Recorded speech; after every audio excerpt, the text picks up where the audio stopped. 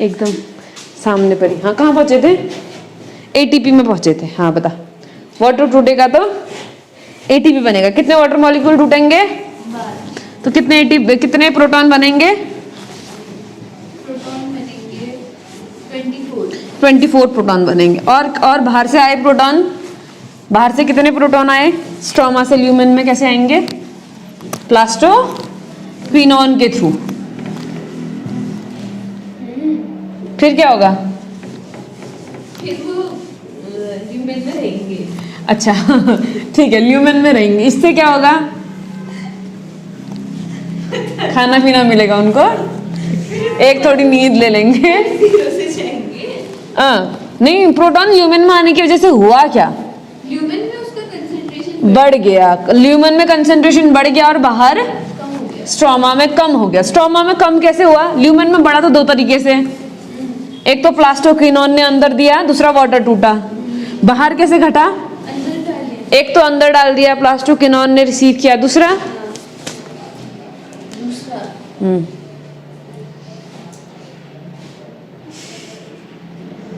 बोलिए। हाँ NADP reduce हुआ ना, NADPH और H पॉजिटिव में, तो दो वहां भी यूज हुए। बाहर हाइड्रोजन का कंसंट्रेशन बहुत कम, अंदर हाइड्रोजन का कंसंट्रेशन बहुत ही ज्यादा। इसकी वजह से क्या हुआ? Concentration gradient. जब कंसंट्रेशन ग्रेडियंट बनेगा तो फिर क्या होगा? काट दूंगी मैं इसको, तू बोल। कंसंट्रेशन ग्रेडियंट बनेगा तो क्या होगा? कंसंट्रेशन ग्रेडियंट बनने की वजह से एटीपी सिंथेज एक्टिव हो जाएगा और प्रोटॉन बाहर की तरफ को मूव करेंगे। कहां से? F0 से। F0 से प्रोटॉन जाएंगे तो घूमेगा, घूमेगा तो कॉन्फ़िगरेशन चेंज होगा। किसका? F1 का। F1 का कॉन्फ़िगरेशन चेंज होगा तो वो क्या हो जाएगा? एक्टिव। एक्टिव होगा तो एटीपी से क्या बन जाएगा? एटीपी। एक एटीपी बनाने के लिए कितने प्रोटॉन चाहिए कि बाहर आए तब एक एटीपी बनेगा? 4? 3? 3। हाँ 3 प्रोटॉन बाहर आएंगे तो उसकी वजह से 1 एटीपी बनेगा, 3 प्रोटॉन के बाहर आने की वजह से। तो टोटल कितने एटीपी बनेंगे नॉन साइक्लिक वाले में? नॉन साइक्लिक वाले में 16। 16। ठीक है, 48 प्रोटॉन्स थे। वैसे याद है मुझे 2 एटीपी बनते हैं मुझे। 3 से 1 बनेगा तो टोटल कितने बनेंगे एटीपी? 16 एटीपी। अच्छा, अब साइक्लिक वाले में कितने बनते हैं? कितनी साइकिल? हर दोनों में कितनी साइकिल चलेंगी? 6 साइकिल। यहाँ भी 6 साइकिल चलेंगे तो साइक्लिक में भी 6 साइकिल चलेंगे। 6 साइक्लिक में कितने प्रोटॉन हुए अंदर ज्यादा? सिर्फ 6 प्रोटॉन। अब बाहर कितने कम हो गए? 6, तो 12 का गैप आ गया। ठीक है, अंदर 6 ज्यादा हुए, बाहर 6 कम हो गए, तो 12 का गैप आएगा। तो ये 6 के 6 बाहर आएंगे। 3 से बनता है 1, तो 6 से कितने एटीपी बनेंगे? 2 एटीपी। तो टोटल प्रोडक्ट कितना हुआ? 18 एटीपी। ओवरऑल प्रोडक्ट क्या हो गया? 18 एटीपी। एटीपी भी बन गए और NADPH भी बन गए। इन दोनों की जरूरत किस चीज में होती है? कार्बन डाइऑक्साइड को रिड्यूस करने में। और जब हम कार्बन डाइऑक्साइड को रिड्यूस करते हैं तो इससे हम क्या बना पाते हैं? ग्लूकोज बना पाते हैं। ठीक है, ग्लूकोज बनने की साइकिल नहीं दी है तुमको। ग्लूकोज बनने की साइकिल कहाँ पढ़ लोगे? पढ़ लोगे रेस्पिरेशन टॉपिक में। ग्लूकोज का टूटना पढ़ोगे ना, टूटने में एक जगह बीच में आता है PGA आता है, फॉस्फोग्लिसरेट या फॉस्फोग्लिसरिक एसिड, जहां से फिर ऐसे 2 आ जाते हैं। एक ऊपर से ऐसे लाइन आ रही होती है, फिर यहां से ऐसे 2 बन जाते हैं। यहाँ पर होता है PGA, 2 बनते हैं। फिर पायरुविक एसिड के 2 मॉलिक्यूल बनते हैं ना, बिल्कुल यहाँ से ऊपर की तरफ रिवर्स प्रोसेस है। बाकी सब सेम है, तो हम खाली यहाँ पर तक पढ़ेंगे, इससे आगे नहीं पढ़ेंगे। हम सीधे बोल देंगे कि क्या बोलते हैं, फॉस्फोग्लिसरल्डिहाइड से क्या बन गया? ग्लूकोज बन गया। PGA से पहले फॉस्फोग्लिसरल्डिहाइड बनता है, यहाँ पर होता है PGA से बनता है फॉस्फोग्लिसरल्डिहाइड, PGA से क्या बनता है? फॉस्फोग्लिसरल्डिहाइड। फॉस्फोग्लिसरल्डिहाइड से पहले फ्रक्टोज 1,6, फिर फ्रक्टोज 6, फिर ग्लूकोज 6, फिर ग्लूकोज। याद है लाइन? बहुत अच्छी बात है, वो याद होनी चाहिए। उसी का रिवर्स है यहाँ पर पे। तो इसको हम रेस्पिरेशन में ही पढ़ेंगे, वहीं पर हम एक बार पढ़ेंगे तो उसी का रिवर्स कर लेंगे यहाँ पर पे हैं। शायद मैं वापस भूल गई। घर जा करके एक बार देख लेना, आज ट्रिक देखनी पड़ेगी उसकी। ट्रिक देखने की जरूरत क्या है, कौन सा चीज बन रहा है और कौन सा छोटा छोटा तो डिफरेंस आ रहा है। ना वो ट्रिक जो बताइए ना उससे सब याद है मुझे। तो ट्रिक ही भूल गई तू, बता। छोटा छोटा चेंज है, छोटे छोटे चेंज के ही हिसाब से नाम भी है एंजाइम के, तो चेंज याद करो, एंजाइम खुद याद हो जाएंगे। ठीक है, अच्छा चलो कोई बात नहीं, हो जाएगा हो जाएगा। अभी हम कहाँ पर आते हैं, अभी हम आते हैं NADPH पे। NADP प्लस, इससे क्या बना था, NADPH प्लस H पॉजिटिव। किससे बना था, NADP रिडक्टेज। NADP रिडक्टेज के जस्ट बगल में कौन था, PS1। यहाँ पर कौन है, NADP रिडक्टेज मेम्ब्रेन पर पे। ठीक है, अब ये जो NADPH है ये यूज कहाँ होता है, ये यूज होता है डार्क रिएक्शन में। कहाँ यूज होता है, डार्क रिएक्शन में। अब डार्क रिएक्शन है तो रात को होती होगी, मतलब दिन में वाटर टूटेगा, रात में डार्क रिएक्शन होगी, है ना। करेक्ट, नॉट करेक्ट, पक्का नहीं है, सही नहीं है, पक्का सही है, शायद नहीं है। अच्छा ठीक है, नहीं है सही। क्यों नहीं है सही, क्योंकि हमें ये NADP के कोई अंदर फैक्ट्री नहीं लगा रखी है हम लोगों ने। NADP लिमिटेड अमाउंट में है और हमें NADPH बहुत ज्यादा चाहिए। हर एक कार्बन के लिए 2 NADPH चाहिए हमको, एक कार्बन मतलब 2 NADPH2, है ना। अब बीजा अगर मैं ऐसे बना करके छोड़ते जाऊंगी तो एक दिन में तो करोड़ों फोटोन गिरेंगे, करोड़ों NADPH NADPH2 में कन्वर्ट होंगे, इतने थोड़ी ना एक ही सेल के अंदर में। तो होता क्या है, NADPH से NADP प्लस से NADPH बनता है, ये फटाफट यूज हो जाता है और वापस से NADP में बदल जाता है, वहीं पर तुरंत तुरंत। तो डार्क रिएक्शन कोई डार्क में होने वाली रिएक्शन नहीं। डार्क रिएक्शन को डार्क रिएक्शन इसीलिए बोलते हैं क्योंकि लाइट से लेना देना नहीं है इसका। उस वाली रिएक्शन का लाइट से लेना देना है जिसमें ATP और NADPH2 बनता है, जैसे जस्ट पहले पढ़े हैं हम अभी तक, उसका डायरेक्ट लाइट से लेना देना है, इसलिए इसको लाइट रिएक्शन बोलते हैं। इसका डार्क से लेना देना है नहीं है, मतलब मेरे कहने का मतलब है डार्क होने ना होने से कोई फर्क नहीं पड़ता, इसको बस लाइट से लेना देना नहीं है, डायरेक्ट लेना देना नहीं है। इसको लेना देना है NADPH और ATP से जो लाइट रिएक्शन में बना है। तो इसको लाइट नहीं चाहिए, लाइट रिएक्शन के प्रोडक्ट चाहिए बस, इसलिए इसको डार्क रिएक्शन बोल देते हैं। NCERT में लिखा है, नाम है तो वैसा काम नहीं है। ठीक है, नाम है भले डार्क रिएक्शन, लेकिन इसका डार्क से कोई लेना देना नहीं है। हाँ ठीक है, डार्क रिएक्शन का डार्क से कोई लेना देना नहीं है, इसका बस लाइट से भी लेना देना नहीं है, इसलिए इसको डार्क रिएक्शन कह रहे हैं।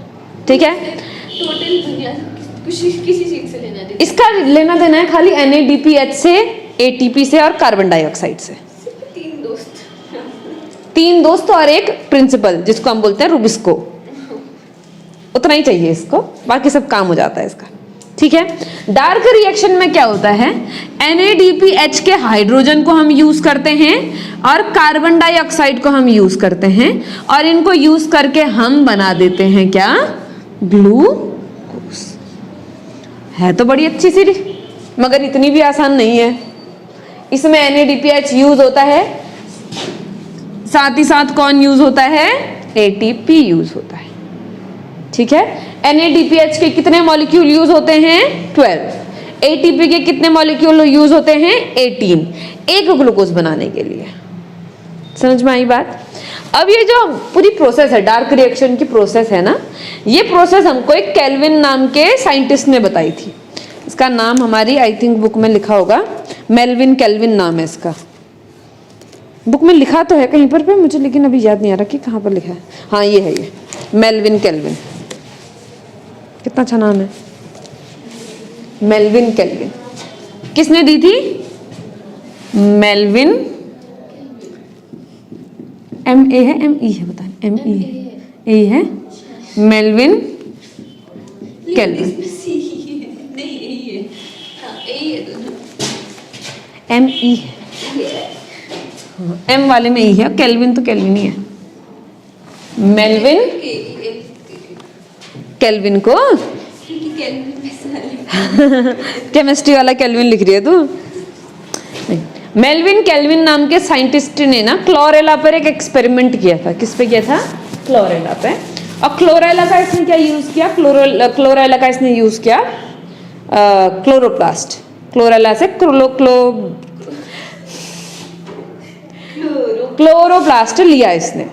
अब इसने बोला कि हम कार्बन डाइऑक्साइड को रिड्यूस कर रहे हैं। सबने बोला कार्बन डाइऑक्साइड को रिड्यूस कर रहे हैं, तो इसने बोला हम भी कार्बन डाइऑक्साइड को रिड्यूस करेंगे, मगर हम यहाँ पर पे इसको कोई सनलाइट नहीं देंगे। ठीक है, सनलाइट नहीं दे रहे हैं तो कार्बन डाइऑक्साइड यूज होगी, लेकिन वो बनेगा कुछ नहीं, बस थोड़ा शुरू में थोड़ी ऑक्सीजन बनेगी, उसके बाद फिर कुछ नहीं होने वाला है। ठीक है, तो इन्होंने क्या किया, कार्बन डाइऑक्साइड को यूज करके बना दी क्या? ग्लूकोज। अब ये तो इनके रिएक्शन में दिख गई कि ग्लूकोज बन रही है करके।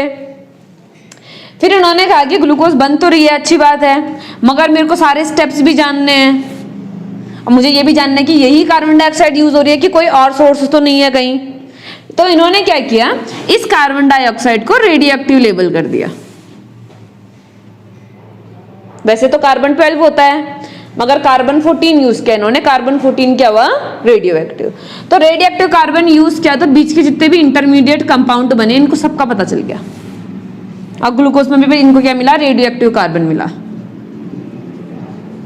इसका मतलब यही वाला कार्बन ग्लूकोज में यूज हो रहा है सारे के सारे। ठीक है, तो रेडियो एक्टिव मटीरियल्स का, रेडियो एक्टिव कार्बन का यूज करके इन्होंने पूरी की पूरी डार्क रिएक्शन समझा दी मेल्विन केल्विन ने। इसलिए इनके सम्मान में इसको हम केल्विन साइकिल कहते हैं। क्या हुआ? क्या ढूंढ रही? बोल दो। ये नहीं बताया था किसी और ने, ये वाला अभी जो हम लोगों ने, हाँ, वो रॉबर्ट हिल ने बताया था। रॉबर्ट हिल ने भी, हैं? रूबेन कामिन वाला नहीं, रूबेन कामिन वाला, अच्छा रेडियो एक्टिव वाला कह रही है तू? हाँ, रेडियो एक्टिव वाला तो रूबेन कामिन ने किया था। एक रॉबर्ट हिल ने भी एक्सपेरिमेंट किया, ऑक्सीजन रिलीज हो रही है करके, याद है? लाइट रिएक्शन में ऑक्सीजन रिलीज होती है करके। उन्होंने जो रिएक्शन करी थी, हमने यहाँ पर हमको रिएक्शन तो नहीं बताया, एक्सपेरिमेंट तो नहीं बताया कैसे किया था, मैं तेरे को बता देती हूँ कैसे किया था। उन्होंने एक ऐसे मीडियम लिया था, यहाँ पर क्लोरोप्लास्ट डाल दिया और इसको बोला कर रिएक्शन, लेकिन यहाँ कार्बन डाइऑक्साइड दिया ही नहीं, क्योंकि कार्बन डाइऑक्साइड कहाँ चाहिए? डार्क रिएक्शन में। लाइट रिएक्शन में तो नहीं चाहिए। वाटर कहाँ टूटता है? लाइट रिएक्शन में। ऑक्सीजन कहाँ बनती है? लाइट रिएक्शन में। तो ऑक्सीजन का बनना और कार्बन डाइऑक्साइड को तो कोई लेना देना है नहीं, तो उन्होंने कहा कार्बन डाइऑक्साइड नहीं दूंगा, खाली वाटर टूटेगा। वाटर टूटेगा तो क्या निकलेगी? ऑक्सीजन निकलेगी। थोड़ी देर तक तो ऑक्सीजन निकली, उसके बाद नहीं निकली। क्यों नहीं निकली? क्योंकि ये वापस बना ही नहीं, ये तो डार्क रिएक्शन के बाद बनेगा। तो उन्होंने कहा दोनों ऑक्सीजन तो इवॉल्व होती है, नंबर एक बात। दूसरा, ये दोनों एक दूसरे से क्या है? लिंक्ड है। डार्क नहीं होगी तो लाइट भी नहीं होगी थोड़ी देर बाद, थोड़ी देर तक तो होगी, मगर जैसे NADP के मॉलिक्यूल खत्म हो जाएंगे, लाइट रिएक्शन भी बंद हो जाएगी, क्योंकि PS1 पर से कोई लेगा ही नहीं ना इलेक्ट्रॉन, और PS1 के पास में उससे FAD रिडक्टेज से कोई लेगा ही नहीं, कोई लेगा ही नहीं, तो फिर उसके वहीं पर ही रहेंगे, तो पीछे से भी नहीं आएंगे। आगे से ही बंद कर दिया मैंने सप्लाई, यहाँ से मैं एक एक पेन दिए जा रही हूँ, एक एक पेन लिए जा रहे हैं, तो पीछे से भी पेन आती रहेंगी। लेना ही बंद कर दिया किसी ने तो पीछे से कहाँ आएंगे? वहां से भी रुक जाएंगे ना फिर, तो लाइट रिएक्शन भी रुक जाती है उसके बाद। तो ये किसने बोला? ये केल्विन ने बोला था, मेल्विन केल्विन ने।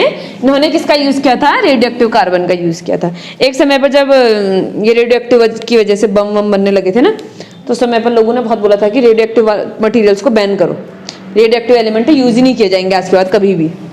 तो उस समय पर केल्विन भाई साहब ने बोला कि ऐसा मत करो, हमारे तो साइंस के आधे रिएक्शन ऐसे रह जाएंगे, आधे एक्सपेरिमेंट तो हम पता ही नहीं कर पाएंगे। कोई भी बायोलॉजिकल प्रोसेस होती है, उसमें जितने भी हम इंटरमीडिएट पढ़ते हैं, उन इंटरमीडिएट को पता करने के लिए कहीं ना कहीं हम रेडियो एक्टिव मटेरियल्स को यूज करते ही हैं। तो उन्होंने बोला ये सब तो छप जाएगा तुम अगर इसको बंद कर दोगे तो इन्होंने उस टाइम पे काफ़ी अपोज किया था कि इसको रोका ना जाए, इसको कंटिन्यू रखा जाए, मेरे एक्सपेरिमेंट रुक रहे हैं करके। बायोकेमिस्ट थे ना, बायोलॉजी भी पढ़ते थे, केमिस्ट्री भी पढ़ते थे। बायोकेमिस्ट कहते हैं इनका, बायो के सेक्टर में केमिस्ट्री वाला काम करते थे। ठीक है, तो ये किसकी रिएक्शन है? डार्क रिएक्शन है। किसने दी थी? केल्विन ने दी थी। अभी जो डार्क रिएक्शन है ना, ये है 3 टाइप की साइकिल्स हैं डार्क रिएक्शन के अंदर में। कौन कौन सी है बता? एक है C3 साइकिल, एक है C4 साइकिल, और एक है कैम साइकिल। ठीक है, अच्छा मुझे बता, C3 साइकिल जो है, C3 साइकिल को C3 नाम क्यों देते हैं? क्योंकि उसमें जो 3 कार्बन वाला होता है सबसे पहला स्टेप। हाँ, क्योंकि फर्स्ट स्टेबल कंपाउंड क्या होता है, 3 कार्बन होता है, उसका नाम क्या है, PGA, full form phosphoglyceric acid. नाम क्या है, फॉस्फोग्लिसरिक एसिड। C4 वाले में जो फर्स्ट स्टेबल कंपाउंड होता है वो 4 वाला होता है, 4 कार्बन वाला होता है। नाम क्या है उसका, ऑक्जेलो एसिटिक एसिड। नाम क्या है, सिट्रिक एसिड साइकिल। C3 को ही बोलते हैं citric acid, Calvin cycle C3 को ही बोलते हैं। ठीक है, चलो चौथा क्या है, ये C4 क्या है, इसमें स्टेबल कंपाउंड कौन होता है, फर्स्ट ऑक्जेलो एसिटिक एसिड। ठीक है, ये जो C3 वाली इसको हमने पढ़ना नहीं है, खाली इतना पता होना चाहिए 3 है करके, पढ़ना हमने ये 2 ही है बस। जो C3 साइकिल है, C3 साइकिल में एक कंपाउंड आता है जो रिएक्शन को स्टार्ट करता है, मतलब हमने वो कंपाउंड दिया, उसके यहाँ कार्बन डाइऑक्साइड जुड़ेगा, रिएक्शन फर्दर जाएगी। C3 साइकिल के लिए वो कौन है, रिएक्शन स्टार्ट करने वाला कंपाउंड कौन है, ये है RUBP। नाम क्या है इसका, राइबुलोज बिसफॉस्फेट। ठीक है,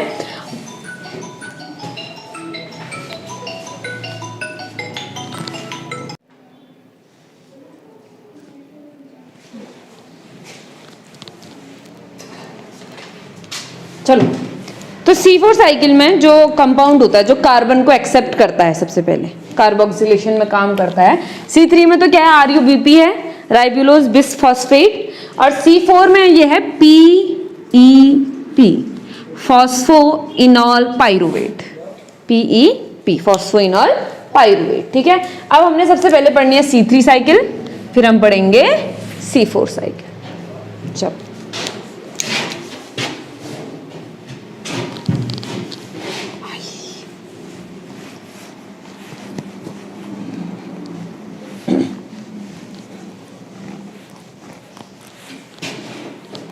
चलो स्टार्ट करेंगे C3 साइकिल को।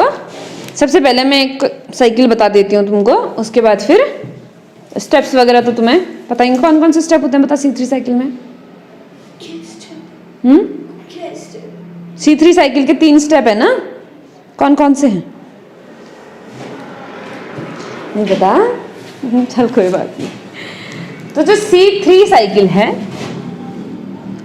इसमें एक एंजाइम बहुत ज्यादा यूज होता है, इसका नाम है RUBISCO,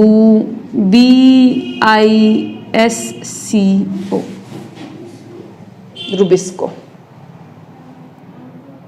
क्या है ये बताओ, full form,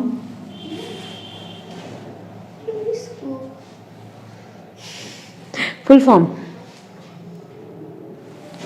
ribulose bisphosphate carboxylase oxygenase enzyme. Ribulose bisphosphate carboxylase, carboxylase क्यों, कार्बोक्सिलेशन करता है, कार्बन को एक साथ जोड़ता है, कार्बोक्सिलेज। ठीक है, ऑक्सीजनेज, ऑक्सीजन के साथ भी जुड़ता है, ये कार्बन डाइऑक्साइड के साथ भी जुड़ता है, ऑक्सीजन के साथ भी जुड़ता है। तो कार्बन डाइऑक्साइड के साथ जुड़ेगा तो कार्बोक्सिलेज, और ऑक्सीजन के साथ जुड़ेगा तो ऑक्सीजनेज। तो राइबुलोज बिसफॉस्फेट कार्बोक्सिलेज ऑक्सीजनेज एक एंजाइम को ठीक है, ये एक एंजाइम है जिसका हम यूज करते हैं किसमें, C3, हम मतलब प्लांट्स यूज करते हैं, बताए नहीं उनको लेकिन कर लेते हैं खुद से। ठीक है, अच्छा ये जो एंजाइम होता है ना, ये एंजाइम दुनिया के हर उस ऑर्गेनिजम्स के पास है जो फोटोसिंथेसिस करता है, चाहे ऑक्सीजेनिक करे चाहे नॉन ऑक्सीजेनिक करेगी। मतलब कि जितने भी कीमोटोट्रॉप्स नहीं, जितने भी फोटोसिंथेटिक नॉन ऑक्सीजेनिक वाले हैं जो फोटोसिंथेसिस तो करते हैं लेकिन यूज करते हैं H2S का और सल्फर रिलीज करते हैं, उनमें भी रुबिस्को है। ठीक है, और यहां से लेकर के जितने भी हायर प्लांट्स हैं उन सब में रुबिस्को है, हर एक में रुबिस्को। इसका मतलब क्या है, रुबिस्को होगा तो कौन सी साइकिल होगी, C3 साइकिल होगी। इसका मतलब हर एक प्लांट एनिमल ऑर्गेनिज्म जो भी है जिनमें भी फोटोसिंथेसिस होती है उन सब में C3 साइकिल तो होती ही होती है। इसमें कुछ आगे कुछ पीछे जोड़ देंगे तो नाम बदल जाएगा, C4 हो जाएगा, कैम हो जाएगा, कुछ और हो जाएगा, ठीक है। मगर C3 साइकिल का जो पार्ट है वो हर किसी में होगा, जितने भी ऑर्गेनिज्म में सब में होगा, ठीक है। अब स्टार्ट करते हैं। सबसे पहला हमारे पास होता है RUBP। अच्छा, इसका मतलब क्या है? इसका मतलब ये है कि रुबिस्को दुनिया में पाया जाने वाला सबसे ज्यादा अबंडेंट एंजाइम है। पूरे अर्थ में सबसे ज्यादा एंजाइम अगर कोई प्रेजेंट है तो कौन है? Rubisco, most abundant. और हमने प्रोटीन्स में भी लिखा था कि Rubisco is the most abundant protein on earth, क्योंकि सब में, एनिमल्स में भले ही नहीं है, एनिमल्स नहीं करते फोटोसिंथेसिस, लेकिन प्लांट्स का नंबर ही इतना ज्यादा है कि सबसे ज्यादा अबंडेंट हो गया है। एनिमल्स में अबंडेंट कॉलेज है वो अलग बात है, लेकिन अगर सबका ओवरऑल मानेंगे तो सबसे ज्यादा कौन है हमारे पास में? रुबिस्को ही है, क्योंकि ऑक्सीजनिक सेल्स बहुत ज्यादा, ऑक्सीजन बनाने वाली प्लांट्स बहुत ज्यादा है, ऑर्गेनिज्म बहुत ज्यादा है, ठीक है। तो सबसे पहले आता है RUBP, ribulose bisphosphate. Ribulose bisphosphate कितना कार्बन वाला है?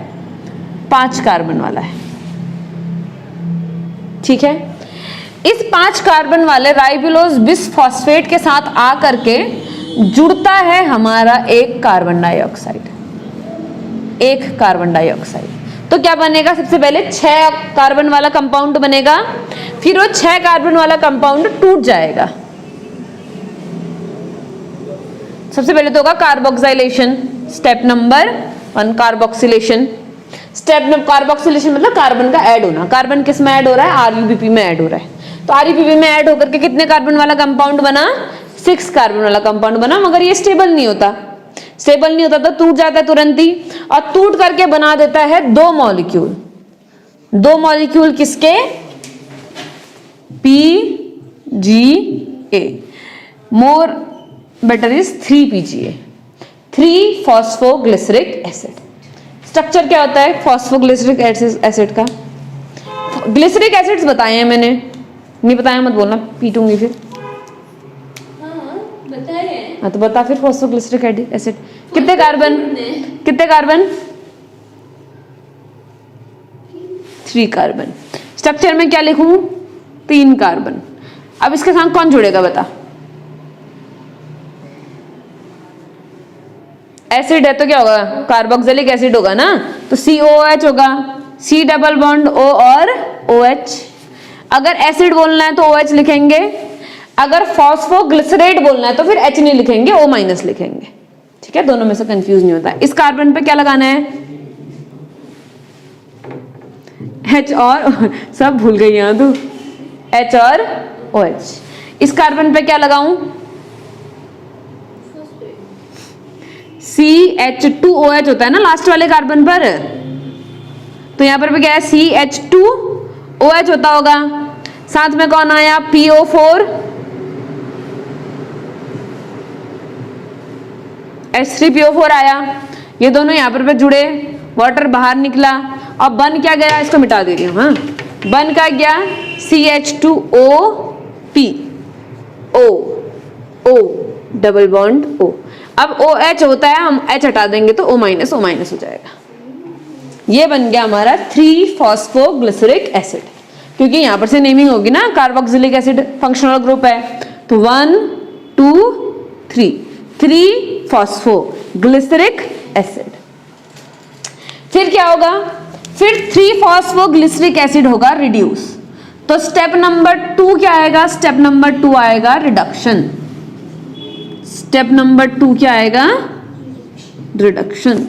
अब जब मुझे रिड्यूस करना है तो रिड्यूस करने में मुझे हाइड्रोजन जोड़ने होंगे। अब हाइड्रोजन जोड़ने होंगे तो उसके लिए हाइड्रोजन चाहिए होंगे।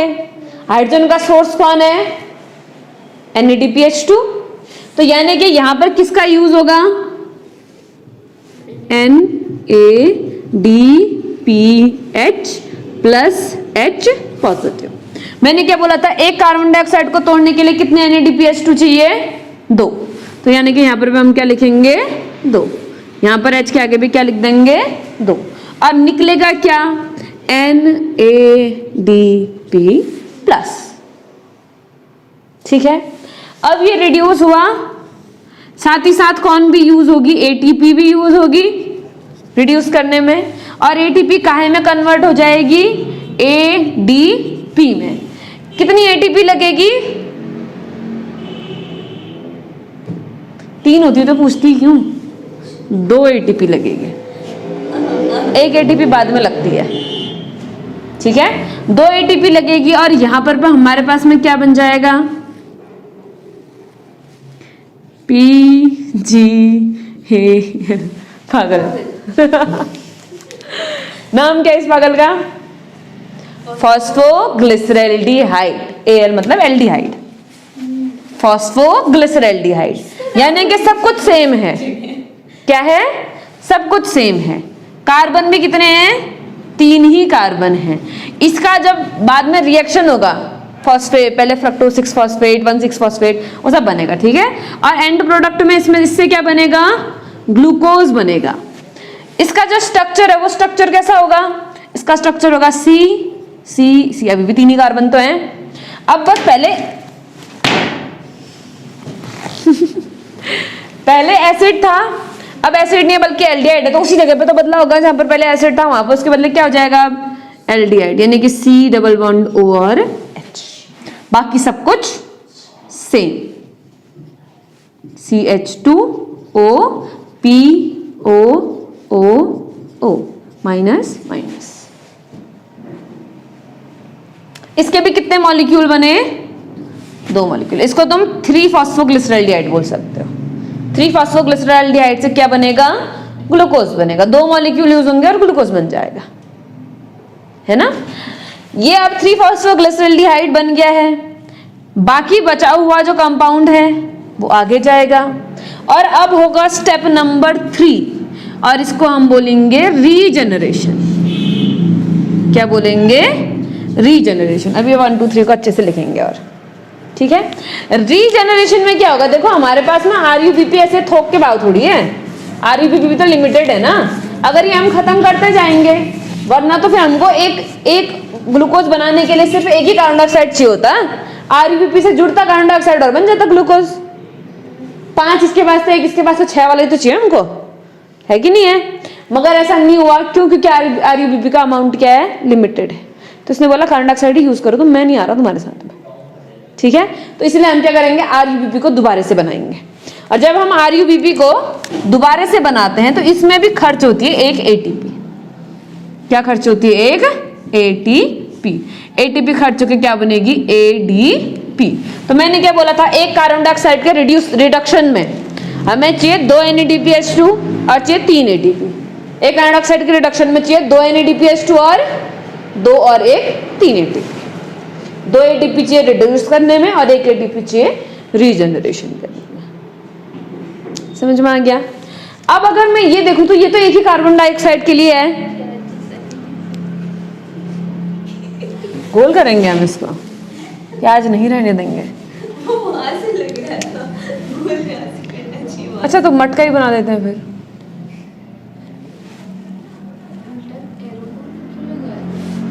एरो थोड़ी लगा रही हूँ, एरो तो वहीं लगेगा।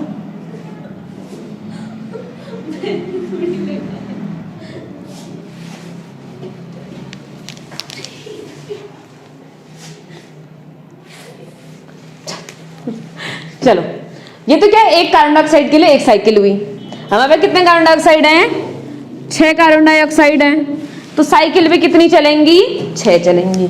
यानी कि एक ग्लूकोज मॉलिक्यूल बनाने के लिए कितनी C3 साइकिल चलते? कितनी केल्विन साइकिल चलती है? 6 बार केल्विन साइकिल चलती है एक ग्लूकोज बनाने के लिए। अब एक कार्बन डाइऑक्साइड किसके साथ जुड़ा था? एक RUBP के साथ जुड़ा था। अब 6 कार्बन डाइऑक्साइड कितने के साथ जुड़ेंगे? 6 के साथ जुड़ेंगे। अब 6 कार्बन डाइऑक्साइड यूज हुए तो यहाँ पर 2 मॉलिक्यूल बने थे PGA के। अब PGA के कितने मॉलिक्यूल बनेंगे? 12 बनेंगे। 2 ये हैं, 6 बार बनेंगे। ऐसे ही सब जगह 6 हो जाएगा मल्टीप्लाई। इधर भी क्या मल्टीप्लाई हो जाएगा? 6। इधर भी क्या मल्टीप्लाई हो जाएगा? 6। यहाँ पर भी क्या मल्टीप्लाई? 6। ठीक है। अब PGAL के भी कितने मॉलिक्यूल बनेंगे? 12। 6 × 2 12 बनेंगे। जब 12 मॉलिक्यूल बन रहे हैं तो 12 में से 2 मॉलिक्यूल जाएंगे ग्लूकोज बनवाने के लिए, बाकी 5 मॉलिक्यूल आएंगे इधर। 4 2 ग्लूकोज बनाने के लिए जाएंगे तो 4 जाएंगे। 10। हाँ मतलब 5 नहीं 10। PgAl के 10 मॉलिक्यूल किसके लिए गए? RuBp के रीजनरेशन के लिए गए। ठीक है, 10 मॉलिक्यूल मतलब 30 कार्बन, 10 मॉलिक्यूल मतलब 30 कार्बन ना, एक मॉलिक्यूल में 3 कार्बन है, तो 10 मॉलिक्यूल में 30 कार्बन, 30 कार्बन से 6 मॉलिक्यूल के RuBp दोबारा बन जाएंगे।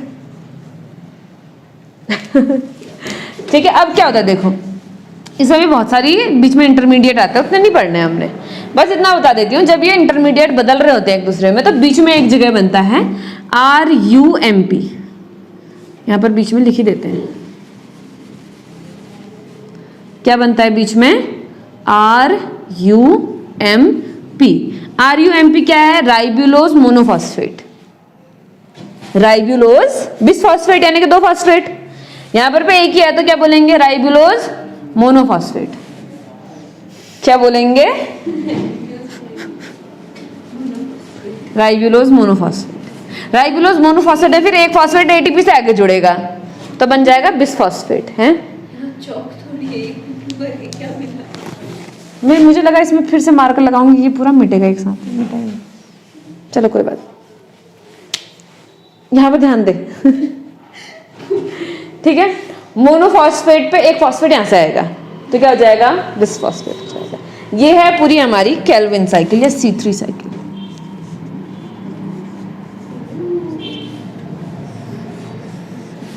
एंजाइम एक ही यूज हो रहा है जिसका नाम क्या है? रूबिस्को। कौन सा एंजाइम यूज हो रहा है? रूबिस्को। अब इसमें जो स्टेप्स थे वो स्टेप्स थे 3, तीनों स्टेप्स को अच्छे से लिखते हैं। अभी हो गया था काम मेरा। सबसे जो फर्स्ट स्टेप है वो है कार्बोक्सिलेशन।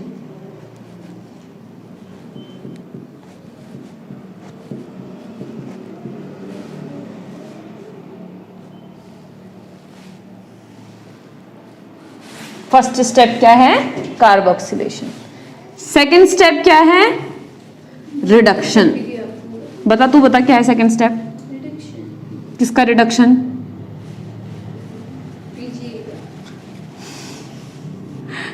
सेकंड स्टेप है रिडक्शन।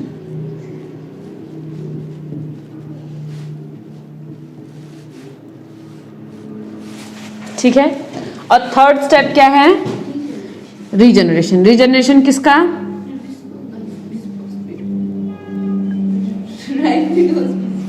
हाँ, राइबुलोज बिसफॉस्फेट।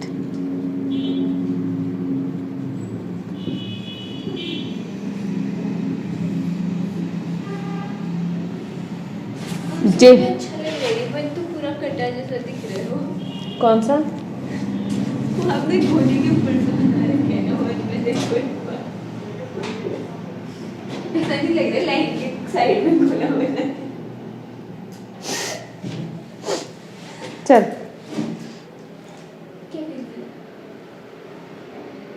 नाचना, नाच। समझ में आ गया? ये पता पक्का पूरा? Any confusion? कुछ पूछना है तो पूछ ले। कल क्यों? क्या अभी क्यों नहीं पूछना? आ गया समझ में? याद रहेगा पक्का? ठीक। ये क्या है? हमारी केल्विन साइकिल। अच्छा, अब केल्विन साइकिल का आउट और इन देखते हैं, आउटपुट और इनपुट। ठीक है, केल्विन साइकिल में इन क्या क्या हुआ वो यहाँ पर लिखते हैं, आउट क्या क्या हुआ उस साइड लिखेंगे। बताओ इन क्या क्या हुआ?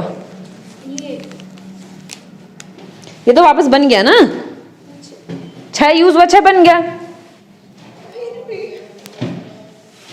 यूज नहीं हो रहा, मैं पूछ रही हूँ यूज क्या क्या हो रहा है? ये बन रहा है, टूट रहा है, बन रहा है, टूट रहा है, बन रहा है, टूट रहा है, तो ये तो साइकिल में चला जा रहा है। एटीपी। एटीपी कितनी एटीपी? तो नहीं बार नहीं 18 एटीपी, 12 यहाँ पर पे और 6 यहाँ पर पे। ठीक है,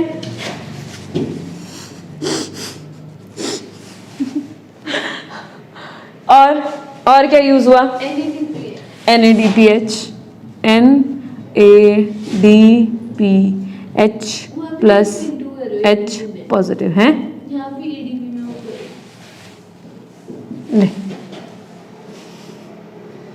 NADPH कितना? कितना? NADPH के कितने मॉलिक्यूल यूज होंगे?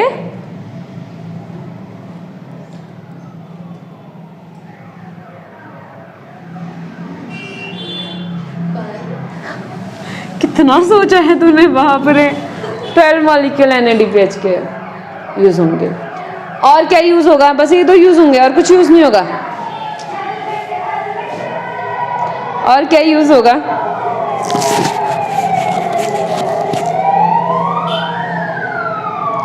बोल, जल्दी बोल। कि कार्बन डाइऑक्साइड यूज नहीं होगा क्या? मेन चीज तो भूल गई, तो जिसका रिडक्शन करने के लिए दोनों चाहिए। क्या है रे? और निकलेगा क्या, बचने का क्या? ADP, NADP प्लस और ग्लूकोज का 1 मॉलिक्यूल। ये टेबल तुम्हारी बुक में बनाई हुई है, इन एंड आउट लिखा है। इन गए ये, आउट गए वो। RUBP था और है और हमेशा रहेगा, कि जितना यूज हो रहा है उतना बन जा रहा है, बस सर्कल में रहेगा। कैटलिस्ट के जैसा नहीं होगा ये। कैटलिस्ट यूज नहीं होता लेकिन रिएक्शन करवा देते हैं।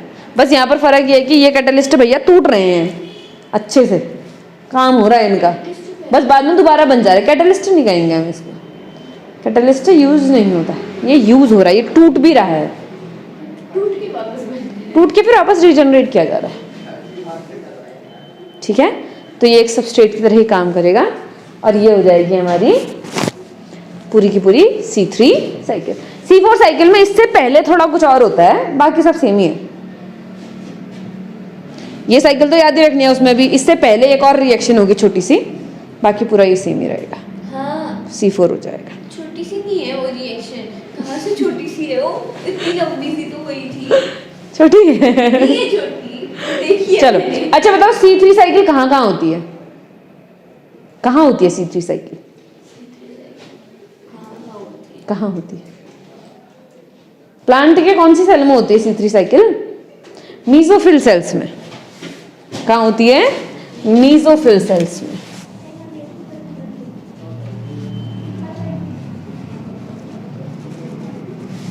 First compound, first stable compound क्या है? PGA। यूज होने वाला सबस्ट्रेट कौन है? RUBP। एंजाइम कौन है? रुबिस्को। याद रहेंगी 3 मेन चीजें जो MCQ में पूछता है, बाकी बीच में तो आते रहेगा कि ग्लूकोज किससे बना। ग्लूकोज बना PGAL से। ठीक है, PGAL के कितने मॉलिक्यूल ग्लूकोज बनाने में गए? 2 मॉलिक्यूल। कितने मॉलिक्यूल रीजनरेशन में गए? 10 मॉलिक्यूल। एक ग्लूकोज की बात हो रही है यहाँ पर। ऐसे बहुत सारे ग्लूकोज बनते हैं एक दिन भर में, तो एक दिन भर का नहीं बता सकते हम, मगर एक ग्लूकोज के बारे में हम स्टडी कर सकते हैं।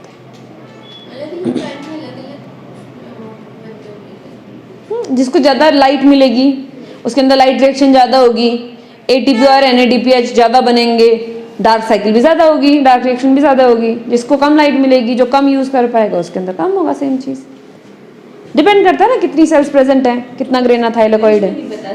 हम किसी प्लांट का नहीं बता सकते। मान लो एक दिन मैंने रिएक्शन करी, मैंने बोला एक दिन में 5 करोड़ ग्लूकोज मॉलिक्यूल बनते हैं, मैंने सारी स्टडी कर दी, सब कर दिया मैंने। दूसरे दिन धूप भी अच्छी नहीं आई, फिर वो मॉलिक्यूल का नंबर तो घट जाएगा।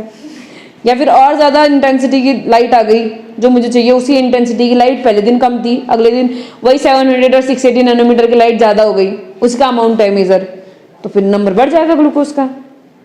तो मैं कभी ये नहीं बोल सकती कि एक प्लांट इतना ग्लूकोज बनाता है। प्लांट हर कंडीशन के हिसाब से अलग अलग बनाता है। ठीक है, तो ये क्या हो गई हमारी केल्विन साइकिल की C3 साइकिल हो गई। अब फिर आएंगे हम C4 साइकिल, कोऑपरेटिव फोटोसिंथेसिस कहते हैं इसको। ठीक है, अब ये लिख लेते हैं, फिर आगे बढ़ेंगे। चलेगा। सिट्रिक एसिड साइकिल यहाँ कहाँ है? सिट्रिक एसिड साइकिल तो रेस्पिरेशन में है नहीं, तो यहाँ क्यों बोल रही थी? C3 दिखा तो कहीं भी थोड़ी जोड़ देंगे ना। मिक्स कर चुकी हूँ मैं तो कहूँगी सिट्रिक एसिड क्या बोल रही हूँ मैं, बीच में कंपाउंड तो सिट्रिक एसिड आता नहीं है, ये बोल क्या रही है ऐसा? मेरे को उस समय ध्यान भी नहीं आया तो क्या बोल रही है, मेरा दिमाग इसी में चल रहा था। अभी मुझे ध्यान आ रहा है कि सिट्रिक एसिड साइकिल तो रेस्पिरेशन में होती है। मेरी सारी सेशन भी वहाँ केल्विन साइकिल, वो क्या बोलते हैं, वहाँ जो क्रैब साइकिल होती है उसी को सिट्रिक एसिड साइकिल कहते हैं। मैंने सीधा फोटोसिंथेसिस के बाद जो रेस्पिरेशन के साथ चला है ना, मेरे को पता भी नहीं चला कहाँ फोटोसिंथेसिस का करना है, कहाँ रेस्पिरेशन चला है। चलो कोई बात नहीं, अब लिखना शुरू करें फिर।